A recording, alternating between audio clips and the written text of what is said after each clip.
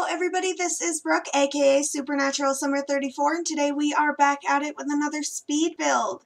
This speed build is for a create-a sim I did 2 weeks ago, Beck Greenburg, because if you have not been paying attention, I've started the Not So Berry Challenge and I've been rebuilding Strangerville in order to play it.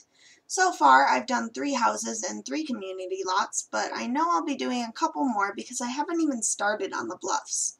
But I built this home right after I got the paranormal stuff pack, so you may notice that I use a lot of stuff from it. I wasn't prepared to like this pack so much, to be honest, and from what I've read, it has a lot of gameplay. I was really impressed, and I feel like this is a pack that they tried pretty hard on. There's only one thing I'm disappointed about in this pack, and it's that the little specters aren't human.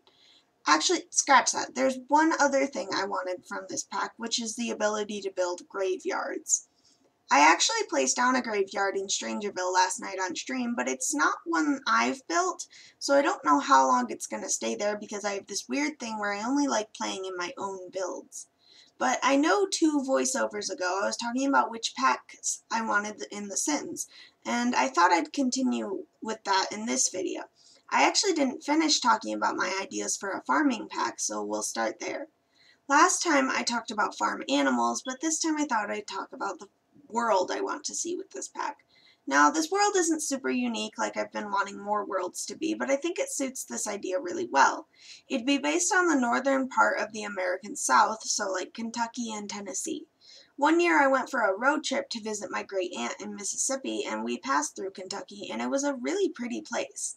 There were a lot of rolling hills, and you could see so much sky. I love places where the trees don't block the skyline, but that lends itself to other places in the West as well. Just vast plains would be so good for a farming pack.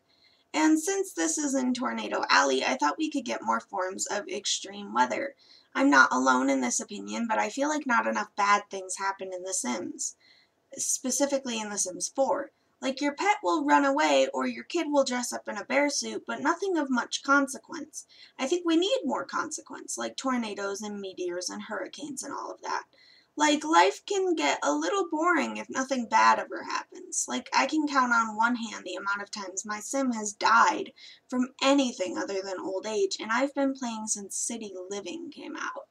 Don't get me wrong, I'd be very upset if my sim died, especially if it was my heir or something, but also that's kind of life. People die and I feel like the game doesn't represent that. But this world is so pretty in my mind, and I feel like it might be a pretty small world, but the way I imagine it is where there's a couple long dirt roads, each with like 3 or 4 houses on them, because farms are obviously pretty spaced out. The farm lots would be 40 by 30 or bigger because you need space for the animals and the gardens and stuff. But then there's a town area, which is still pretty rural, but it comes with its own new lot type, which would be a farmer's market. It's just a place where you can buy produce and maybe even animals, and I feel like there'd be a lot of stalls and you'd be able to set up your own. But there'd be one lot dedicated to the farmer's market, and then there'd be a couple other lots, like a small bar and a party lot with a natural pool for the teens, and things like that. Staples for like small towns. There'd also be a park with a chapel in it, because this is the South we're talking about here. But the townies would range between a really nosy Karen and a sweet old man and his wife, and maybe they could even give them lore, but you know, that's not super likely. But about gameplay, I have a few ideas. Obviously, there could be horse racing, but that would be part of a several-a-day event called the Fair, where you can show off your animals and sell food and do some sort of fun thing. If it were up to me, I'd add a lot more playground equipment in this pack, specifically for the fair, like merry-go-rounds, slides, and more realistic big pieces of equipment. I've never been to a park that had anything like that pirate and spaceship. But gameplay could be the bucking bronco, horseback riding, a new kind of swing that you like stand up on and your sim jumps off into the water or onto the ground. We could also have a corn maze and apple dunking, and we could get caramel apples as a new recipe. I feel like the world would be very autumn themed, and to be honest, it might have make and magic themes. Like, you know that alternate world that has the carnival area? I feel like the festival might look something like that. I feel like this pack is an opportunity to have more elder clothing as well, because Southern styles do always look a little matronly, which isn't a bad thing. But it'd have a lot of floral and pastels along with plaid, and we could get more cowboy hats because the two we have are okay, but they aren't great. And we only have one good pair of cowboy boots, which only comes in like 3 or 4 colors. And the build objects would be very country, like think cats and dogs. That has a very country feel, but then add some warmer tones instead of the blue. But I think that's all of my thoughts on a farming pack. You know, more animals, a county fair, a farmer's market, small town vibes, all of that. I think this has probably been my second most wanted pack for a while. But another pack that I want, that I think everyone else wants as well, is a Generations pack. Like, it doesn't even necessarily have to be all one pack if they didn't want to. We could have like a midlife crisis pack, an elderly pack, a teen pack, and a baby pack.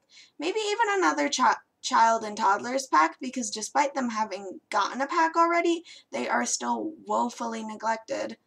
Like, for babies, obviously, we'd get an update on them. They would no longer be objects. They could crawl, and they'd have skills that they have to level up, just like the toddlers.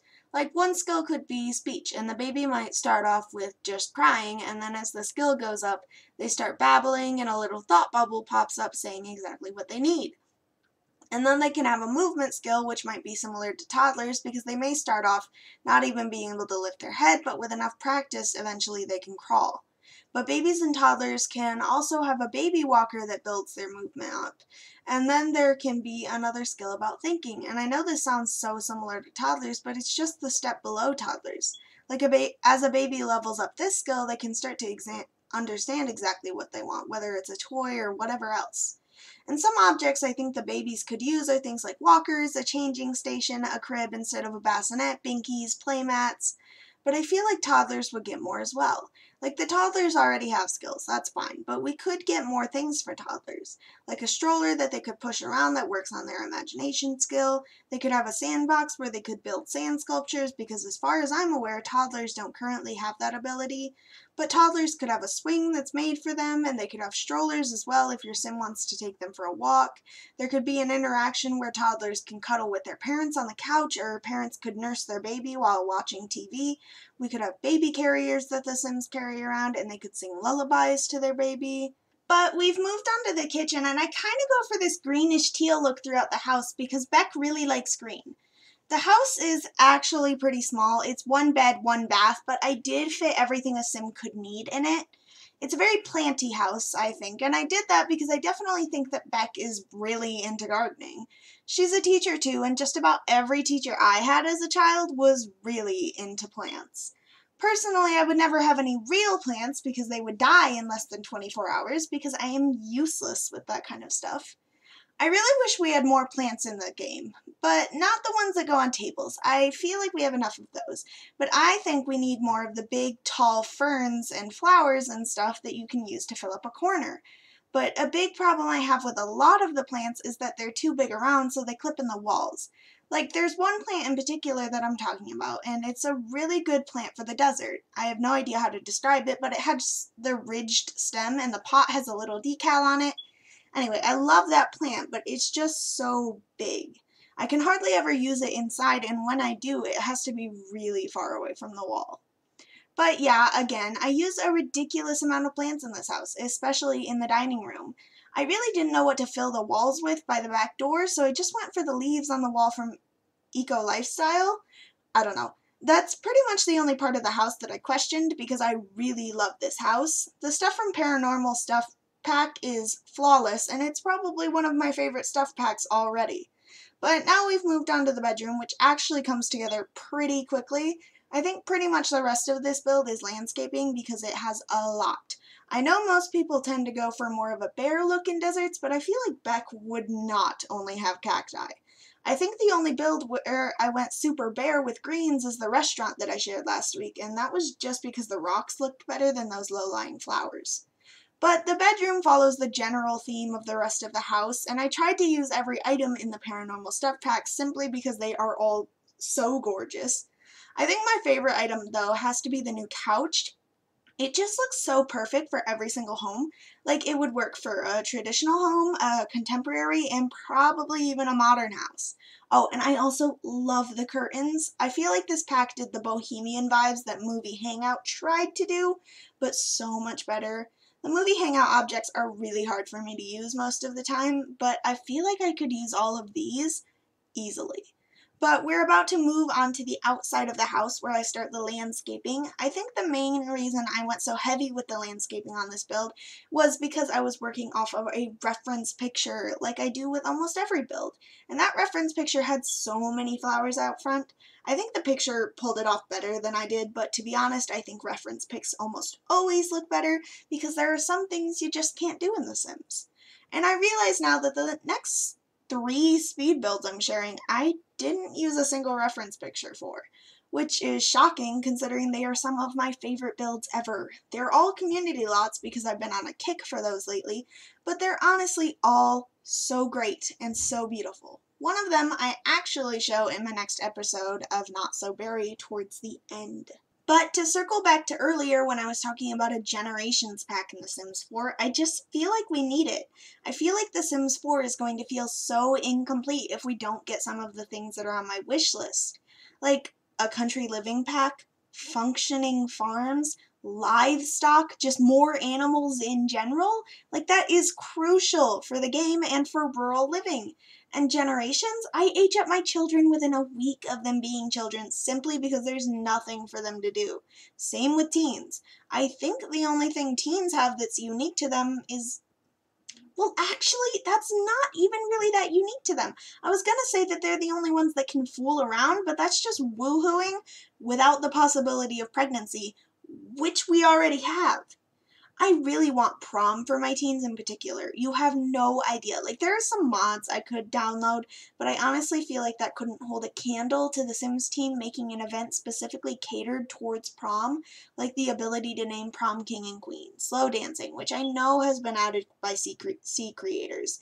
But honestly, I think the animations tend to look a little clunky, and it's not really something I'm too interested in adding to my game mods-wise.